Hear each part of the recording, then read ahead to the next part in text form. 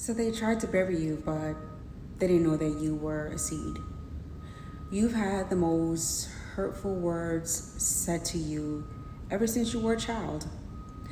And you've been constantly fighting to show up for yourself because the moment that you start to feel like yourself, they send someone else. And not only have you had hurtful words said to you, you've had it from the people that you care the most about. And then you've had people that betrayed you, cheated on you, and you felt like you didn't even want to just be here. But little did you know you were a seed. I will tell you from time to time that God is very strategic.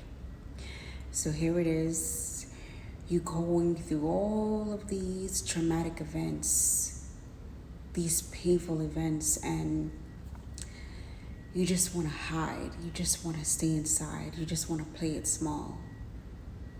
But I'm going to let you know that you didn't come here to play small. I was with a narcissist for an extremely long time who did everything in his willpower in hopes that I will lose my mind. And at one point, I just said, I'm not worthy enough. But then God would always reassure me that you are a star. It's that light of yours that they're trying to dim. And of course, there was times that I didn't understand. And then I had people would say, oh my gosh, your lips are too big. So I would never wear bold colors, or I would hardly smile because I felt like my lips were too big. Of course, that's not an issue today, for the simple fact that I love myself. I love my features. But back in the early 2000s, guys, you remember, like, they made fun of you if you had big lips. So I would continue to hide. There was times that I didn't even want to go outside. When I had my daughter, they said, oh, after 6 months, that's not baby weight. So here she goes, she's just covering up, she's just playing it small, she's staying inside. I know you've probably gone through similar things. All of these things that these people have done to us was in hopes that we wouldn't grow. So each of these attacks, it literally felt like we were being buried, right? And at one point, it really felt like you was just so deep in this dark, sunken place.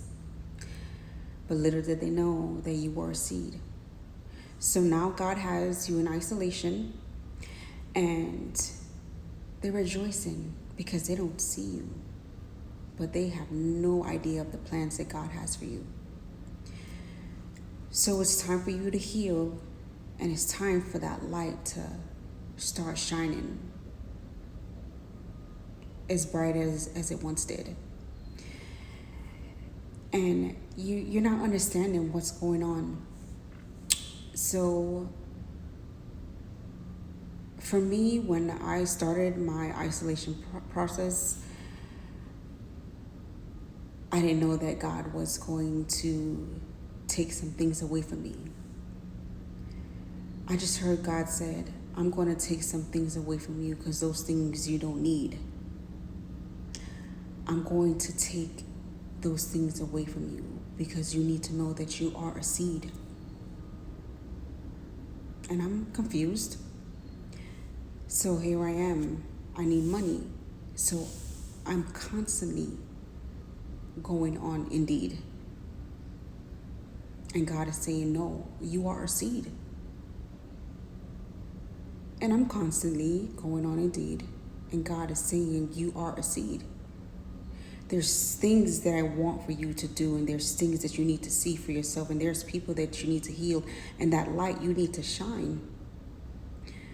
So one day I just started doing videos, just started relaying my messages the best way I knew how.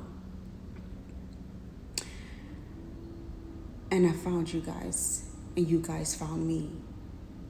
And it makes more sense of who I am meant to be.